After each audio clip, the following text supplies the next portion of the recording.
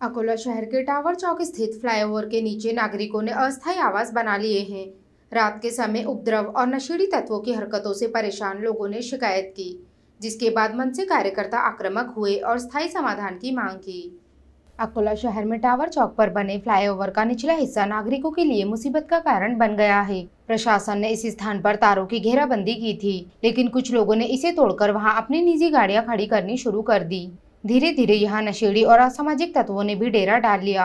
स्थानीय नागरिकों का आरोप है कि रात के समय यहाँ जमावड़ा लगने से माहौल बिगड़ता है और गुजरने वाले लोगों को परेशान किया जाता है। महिलाएं और बुजुर्ग तो अंधेरा होते ही इस रास्ते से निकलने से कतराने लगे हैं। इस स्थिति को देखते हुए महाराष्ट्र नवनिर्माण सेना के पदाधिकारी और कार्यकर्ता आक्रामक हो गए हैं। उन्होंने नगर निगम प्रशासन को ज्ञापन सौंपकर इस समस्या का स्थायी समाधान निकालने की मांग की है।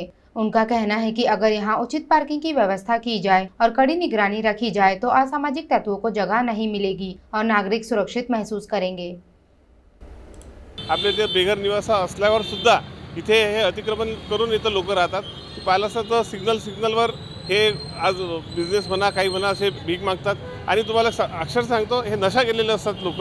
अशा याच्यात नुकतीच आता मेन हॉस्पिटलला एक घटना घडली, माथेविरूने एका जणाला दगड मारून त्याचा मृत्यू झाला। इथे सुद्धा हे घटना घडणार आहे, याच्याकडे प्रशासनाचं बिलकुल दुर्लक्ष आहे आणि लहान मुलांना बेशुद्धीचं औषध देऊन हे रस्त्यावर इमोशनल होऊन पैसे मागतात।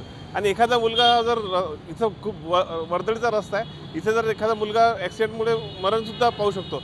मला असं वाटतं की शहरात जे गुन्हे घडतात अनेक असे, ते अनेक गुन्हे पण बाहेरून येणाऱ्या लोकांमुळे घडतात। यांचे इथे काहीच ठाव ठिकाणा नाही। मला असं वाटते प्रशासनाने त्वरित त्यांना इथून काढून देण्यात यावे आणि या पूर्ण जागेचं सुशोभीकरण करण्यात यावे, नाही तर यासाठी येणारी घटना ही खूप भयानक इथे घडणार आहे। आम्ही आज कलेक्टर मॅडमला निवेदन दिलं आहे की अकोला शहरातील जो उड्डाणपूल चालला आहे त्याच्या खाली जे निर्वासित लोक आहेत, अकोला शहरामध्ये बेघर निवारा असून ते लोक तिथे राहत नाही, इथे राहतात, इथे पूर्ण ते कचरा करतात, खराब करतात। रात्री इथे पूर्ण नशेचे लोक इथे फिरत असतात, रात्री भांडणं होतात, शिवीगाळ होतात। परिसरातील नागरिकांना याचा खूप त्रास आहे आणि एका प्रकारे हे शहराला विद्रुपीकरणास कारणीभूत आहेत।